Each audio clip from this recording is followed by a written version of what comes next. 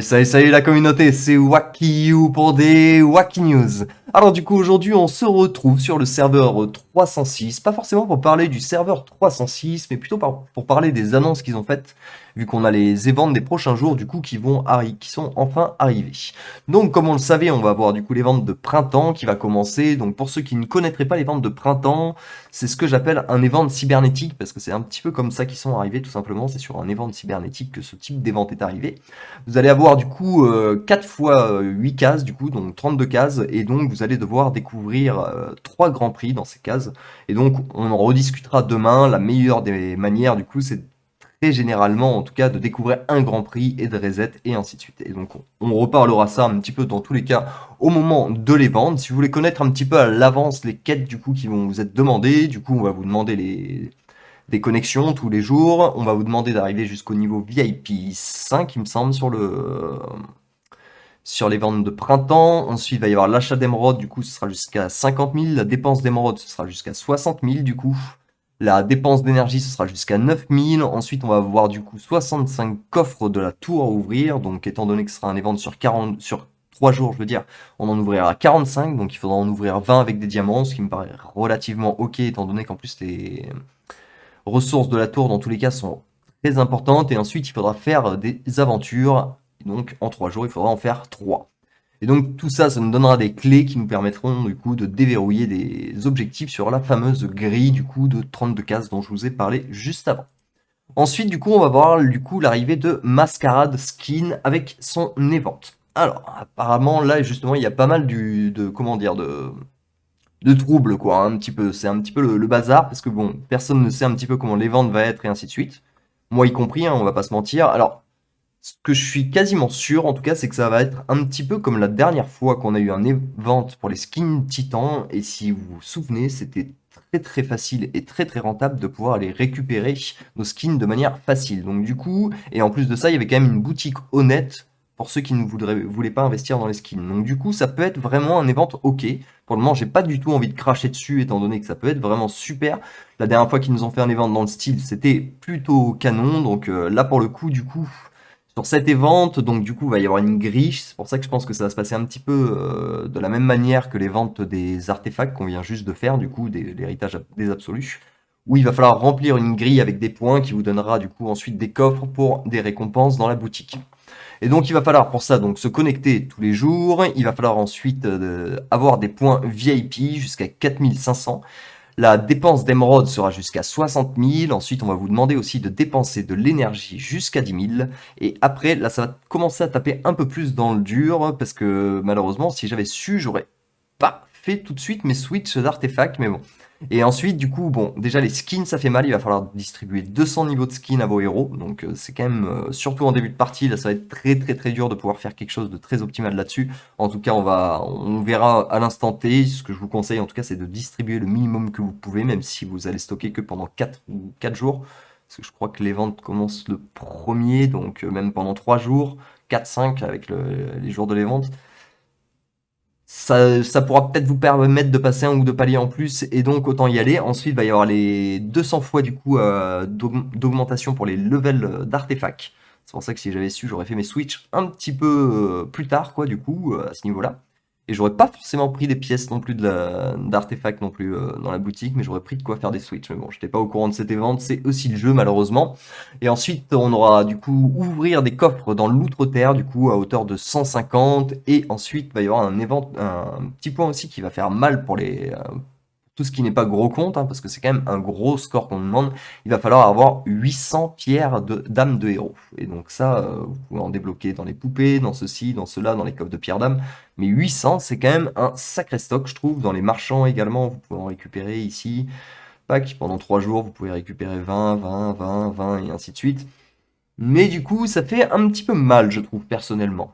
Ensuite, du coup, pour les autres events qui vont arriver, du coup, la nouvelle saison qui va remplacer, du coup, la saison de la nature qui sera finie dans 2 jours et 9 heures, ce sera, du coup, la saison des familiers, du coup, pour le coup, je l'avais jamais prise, mais sur ce compte, comme je me suis toujours dit, je vais me faire plaisir, donc je prendrai la saison des familiers. Ça nous permettra d'emmener un familier en étoile absolue, ce qui n'est clairement pas reniable, d'autant plus en début de partie, je trouve que c'est beaucoup plus rentable. Et en plus de ça, en début de partie, on a besoin de pas mal de petites particules parce que les niveaux ne demandent pas grand-chose. Je veux dire, emmener un familier en violet, ça ne demande pas énormément de choses, donc du coup, c'est relativement important en fait, tout simplement. Je trouve que c'est une saison beaucoup plus importante pour un début de partie qu'un fin de partie, en tout cas, tout simplement. Ensuite, du coup, on va voir juste derrière, enfin en chevauchement sur le skin de Mascarade, qu'on vient juste de présenter, on va voir l'anomalie des portails. Donc ça, j'ai fait pas mal de vidéos déjà sur cet event. Dans tous les cas, j'en referai une le jour de l'event. Si vous voulez aller jeter un petit coup d'œil déjà sur ce qui a été dit, ça peut se valoir. Et ensuite... Ouais, je suis désolé, mais là, j'ai presque envie de faire une minute de silence, en fait.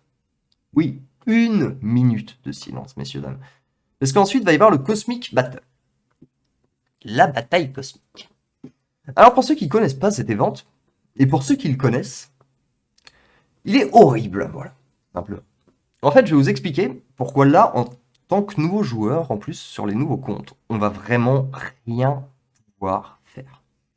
C'est-à-dire qu'en fait, c'est un event qui va se passer où on va demander aux joueurs de l'ensemble des serveurs de voter contre des héros à bannir de la méta pour les ventes. Donc, c'est-à-dire, par exemple, s'il y a beaucoup de votes pour Dante, on ne pourra pas jouer Dante. Mais, à contrario, il faut savoir une deuxième chose, c'est que vos héros ne sont pas puissance max. Donc, il faut savoir deux choses, en gros.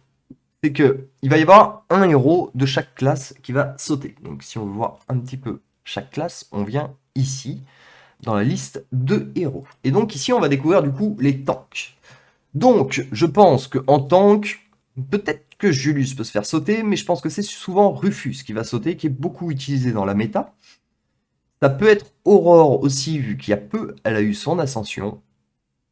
Mais dans tous les cas, c'est jamais... Enfin, personnellement, moi là, ça me pose pas trop de problèmes. Vous allez voir, on va en discuter par la suite. Mais je pense qu'il y en a déjà certains qui jouent ces trois tanks, donc ça va pas vous arranger.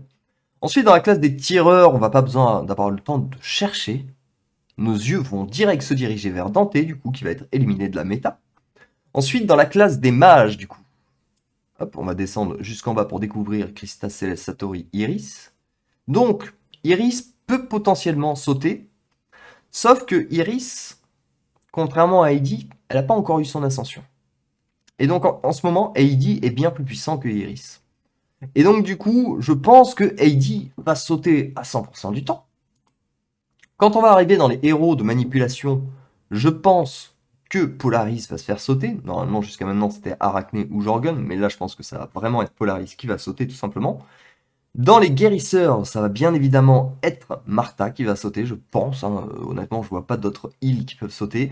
Après, Théa est encore vraiment relativement balèze. Et Aidan, moi, pour le coup, je suis plutôt content parce que sur mon serveur 74, là, par contre, je vais pouvoir m'amuser parce qu'il va y avoir ni Aidan ni Kayla qui vont être ban, ça c'est sûr.